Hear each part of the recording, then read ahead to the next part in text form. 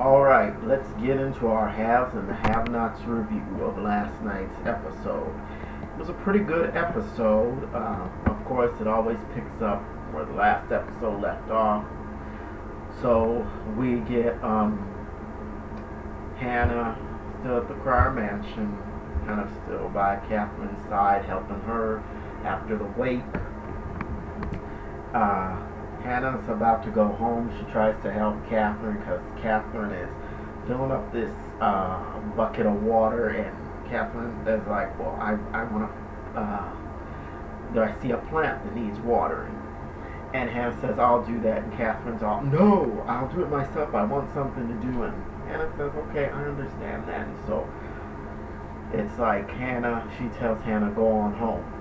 Hannah gets ready to go on home, and so Catherine was filling up this bucket for Candace because she goes into the study and dumps this big bucket of water on Candace. Candace wakes up and she's like, "I can't believe you hit me." And Candace is still being smart and everything,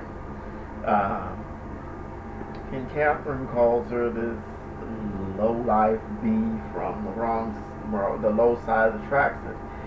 And Candace says, "No, I'm a brilliant bee from the low side of the tracks who made it to the right side of town thanks to your ignorance and generosity."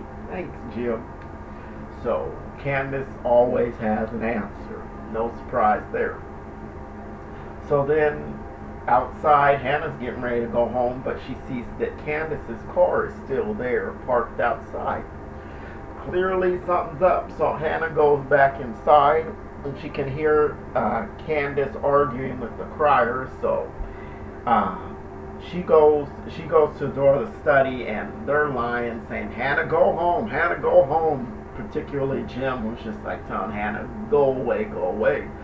And Candace says, "Mama, I'm in here." And I said, yeah, that's one time Candace was actually calling for her mother and probably was glad that her mother was there. So Hannah comes in the study, and basically the criers are just telling her, "This is none of your business, go away." And Hannah says, "This is my child. You think I'm going to normally let you beat my child? Well, that's not going to happen. Come on, Candace." So she's trying to get Candace out of there. The criers are trying to keep her from going because they want answers. And Catherine says she's not sorry for hitting Candace with a bottle, and Hannah just says, "Well, you're not going to hurt my child." But they want answers, and Hannah says, I told you not to come up in this woman's house. I told you." And she gets the truth out of Candace, the truth that the criers want. She just says, "Just tell these people what they want to know." And Candace stalls and says, "I don't know what happened. I don't know." Finally, she just says, "Okay, I didn't do anything to Amanda. She was raped." And Jim says, "What, by one of your thug friends?" And she says, "No, by her law professor, Professor Cannon." And Jim, of course, is like, "Oh, no, I don't believe you. You're lying. You're lying." And Candace details everything. She says, "Well, he gave her a makeup exam. But he came to our apartment and he attacked her. And that's what happened." Jim insists that Candace is lying, but Hannah looks at Candace and says, "She's not lying." And Jim's all, "How do you know?" And Hannah just simply says, "Like I said, this is my child." And so they go on and leave after that comes out. And so Jim just accepts that is the truth. And Catherine's like, "Well, you get him. And so after that, we go to a scene at Celine's place, and her son is sitting down taking a polygraph, and she's getting home from running an errand or something, and they've already been asking him some questions about whether or not he's Jim Crier's son, because he called them and told them that he is Jim Crier's son. And Of course, Celine, just poor judgment all around, doesn't want anybody calling Jim out on the truth. She wants to protect him, of course, because we saw from last week she's just adamant that he loves her when it's clear that he does not give a darn about her. Something on the bottom of his shoe probably means more to him than Celine does. And what's her son's name? I think it's Carlos. He's like, Mama, he doesn't care about us. He never has. And so, but he eventually tells reporters, just go on. You can't use this. You recorded me, and he didn't know they were recording him, but they were recording him. He says, delete it. And Celine doesn't want them to delete it until they doesn't want them to leave until they delete it. She wants to see them delete it. But they're like, no, it's our property. We won't use it, but it's our property. And of course, it's probably going to get leaked somehow and cause Jim even more problems with his political future. So that wasn't too long of a scene there. There's tension between Celine and her son over whether or not the truth should come out about Jim and all that stuff. And so their scene was pretty short in terms of haves and have-nots time. So now we get to Veronica and Benny. Now, Benny, he tries to have a little bit of a conscience. He says he filled up the car with gas and he was going to wash it, but he didn't know how her husband likes car wash, which was clearly that statement right there was a way to open up, dialogue about we were wrong for doing that. You're married. And Veronica sort of twists everything around, makes an excuse. Well, what's wrong is him sleeping with another woman and me walking into the hotel room on and lying about it and trying to make me out to be crazy. But you are crazy, Veronica. But Veronica didn't want to believe the truth about David. He was telling the truth. Nothing happened between him and Maggie. Or at least nothing's going to happen yet if Maggie gets what she wants. We'll get to Maggie later on in this review. So, Benny's like, okay, and eventually he kind of softens up about the morality of it all, and he's like, well, you were the best I ever had, and da-da-da-da, and Veronica's like, did you enjoy making love to me? And I'm like, Veronica, that was not making love, that was screwing. If it's done in a car, you're probably not making love, and you barely even know Benny, so you can't really be making, yeah. So Benny's like, oh, you're the best I ever had. And Veronica's like, okay, because I'm a mature woman. I'm not one of these college girls you've been dealing with. Okay, so, and Veronica, it's like she's not even married. The way she's acting. She asks where Benny's room is, and he's reluctant to tell her, and she's like, which one is it? Which one is it? And he says, well, it's not that one. And he eventually, because I guess she was looking towards his mother's room or something. And he just says, this is this one. So they go in his room and start to carry on. And, okay, so from there we go to Candace's room at the hotel. And so Oscar is creeping around the corner. I still think he's somebody working for David. But he's like, taking an interest in Candace. I wanted to make sure you were okay. And so she lets him in her room and they start talking and everything, and she spills all her secrets and how she's been on her own since she was 16, about what happened to her when she was a child, how she doesn't know her father, how she was an escort, all that, all stuff that we pretty much already know about Candace. So, Oscar tells how he had a wife and she passed away, but he was never faithful to her, and how he beat himself up about that after she died, and, just a whole bunch of stuff. And Candace let him know that she is not capable of loving anybody. So, she let him know that, and she says the only person she really has any love for is her brother, and like she would kill for him and all of that. And then that was a kind of a long scene, but the gist of it was they ended up getting it on, and from there we see Jim and Catherine again. Catherine lets Jim know that Wyatt is off the rails, which we've known that since end of season 1. We've known that Wyatt was off the rails.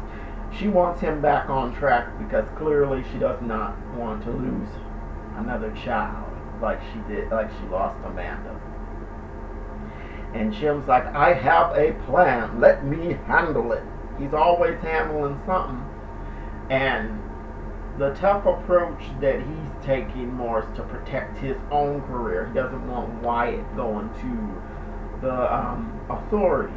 Or Wyatt has already gone to the authorities. So he gets tough with Wyatt. Come on, you're coming with me. Wyatt's sitting at his computer watching soccer. Wyatt has this sarcastic tone. He's like, I'm not going anywhere. No. And so finally Jim just gets rough. It's like, you coming with me, and just basically drags Wyatt out of there.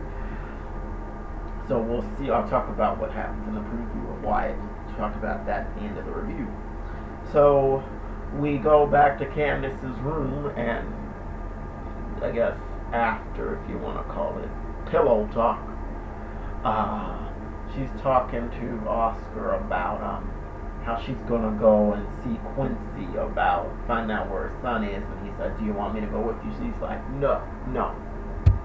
And then he asks her if she wants to come to New York with him, because he's like kind of like he was all, oh crap, and like he had to leave in a hurry. And she told him, well, no excuses. And he says, well, my plane's been sitting on the tarmac for a few days, and I've got to get to New York anyway. And he asked her to come with him, and she didn't give him an answer, he asked to take a shower, and she says, well, you can do that in your room. And then she keeps his $1,200 shirt and makes him go back to his room and with no shirt on. So Candace just likes to mess with people, because when he's leaving, she's like laughing and all that. And so this next scene was probably my favorite scene of the episode. Maggie has become a really good character from the time that she started. When she first started, it seemed like she was going to be more of a background character, but she's really grown a lot, and I'm enjoying Maggie. So she's on the phone with her PI, and she's asking him if he's still telling Veronica, and he says, yeah. I'm telling her she went into this house. She hasn't come out yet. There was music playing and such, and she says, Maggie says, did you get pictures of her going in? And P.I. says, yeah, and she says, good, I want some coming out. And if there's a hair out of place or skirts crooked, I want it all. So Maggie wants all this good stuff, all this good tea, so she can spill it to David at some point. And but Maggie may have some other. Maggie has a plan. That may be the plan B for Maggie, because then after she finishes talking to the private eye, he has him text her the address, 1361 George Street, which is about as hood, rundown neighborhood sounding name as you can get. I mean, Tyler Perry, he nailed it with that street name, 1361 George Street. That just sounds like the hood. Okay, so after she talks to her PI, Maggie, she calls David, and she tells him, well, I GPS'd your truck. It's in a strange neighborhood, and I just want to make sure it wasn't stolen. And she asked David, did you want me to call the police? And I think he says yes. And then she says, do you think your wife has it? And she says, and he says, no, she wouldn't be caught dead in that part of town, on that side of town. And then Maggie's kind of like stirring the pot, being devious. She has this kind of this smirk going on, like you see these villains on these old nighttime soap operas do, like J.R. Ewing, uh, Abby Ewing, Alexis Carrington, Angela Channing. They get that little smirk when they dug up some dirt and they're stirring the pot. She knows that this isn't about drugs or anything, but she brings up Veronica's past drug problem. And David's like, if she was using again, I would know. And Maggie's like, okay. Uh, and he says, and David says, I'll go down there and check it out myself. And Maggie's like, shall I meet you? And Maggie, I guess she wants to be there just in case Veronica gets busted doing something that she should not be doing. And so she says, okay, I'll meet you back at the hotel, which was kind of, maybe I can get some grief action out of this. That's the kind of, I was getting that feeling that's what she was thinking. David sees Veronica cheating, maybe he'll come back to the hotel and Maggie can get grief action. Okay? Action is action. Sometimes, if somebody's willing to give it to you, you'll take it, no matter why they're giving it to you. Especially if you like the person. So here comes, so we go to the jailhouse, and Candace is meeting with Quincy, and she's trying to be cordial with him at first, and like, you look good, and he tells her she looks good, and such, and she says, where is Q? I want to know where my child is. And he says, you gonna bail me out? You bail me out, I'll take you to him. And Candace is like, it's not gonna work like that. I want to know where Q is, and then I'll bail you out. And he's like, you think I'm stupid? And I'm like, Candace is not stupid either. If you bail, she bails you out, you're certainly not going to take her to her child. So he goes into all this about, oh, you dropped a dime on me. I saw the files. I saw the signed, I guess, like an affidavit or something where you dropped a dime on me. And he says, Veronica showed it to me. She showed it to me. And she'll get me out of here again. And Candace is like, I didn't drop a dime on you. And I think she's telling the truth here. Veronica probably set Candace up and faked some documents to show Quincy, so he would go after Candace with a bloodthirsty vengeance, because that's what she wants. And he tells Candace that when he gets out of there, Benny is dead, because Benny was responsible for putting him back in jail. And he tells her that she's dead too, and then he's going to kill her in front of their son, so we can see what kind of lowdown his mother is. And, Quincy is scary. So he hangs up the phone, and he just kind of mouths to Candace, and then he kisses the glass, and he goes on it. Candace is rattled, and she don't know what's going to happen. So clearly she's rattled. Quincy is the person that can really rattle her, because he's a dangerous, scary guy. Just a psycho. Full-on psycho. And then we get to the end, and this ending was superb. Okay, so so David has arrived at Hannah's house, and he's looking around to see what's up, and Hannah comes walking out. She's getting home from the Crier house, the Crier mansion, and he asks her, do you live here? And she's like, yeah. And she says, my son brought your truck home last night, and he says your wife gave it to him.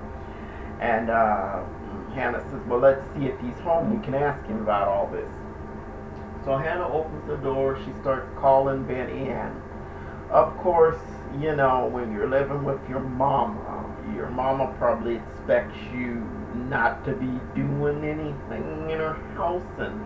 But still, Hannah probably should have knocked, but she just opened Benny's door up, and Veronica, there she is. She's like on top of Benny, just going to town, and she's smiling at Hannah, and I'm like, this is kind of gross that you're smiling at Hannah while you're on top of her son.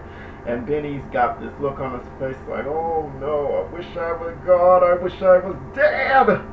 Yeah, because you don't want your mama walking in on you doing that. So, but that was a little bit of payback because he did walk in on Hannah with that Michael guy, who seems to be history now. He's been mentioned since the last season. So that's how the episode ended. Veronica is busted, so we'll see how David reacts next week. So next week, we see Hannah. We see that Hannah wants Veronica out her house, and Veronica, well, I have to wait for the car. I'm not standing outside this neighborhood. And Hannah just says, "Girl, you're black. Ain't nobody gonna bother you around here. Get out my house." Love that. Love that. Can't wait to see that complication between Veronica and Hannah. And lastly, Jim's gonna go all scared straight on Wyatt. He's taking him to the prison house, and they're going to tell Wyatt that he's gonna get a full cavity search of Wyatt's face. It's like, what the heck? Okay, so overall, great episode. I'm looking forward to next week's episode. Tyler's really stepped it up with this show. This season is off. So far, it's gotten off to a great start. I can't wait to see what else will happen, and it's just great, fantastic. So, let's do this again next week. Subscribe if you like these reviews. Like if you like these reviews. I'm gonna be here next week. Hope you will be too. Thanks for watching, and deuces.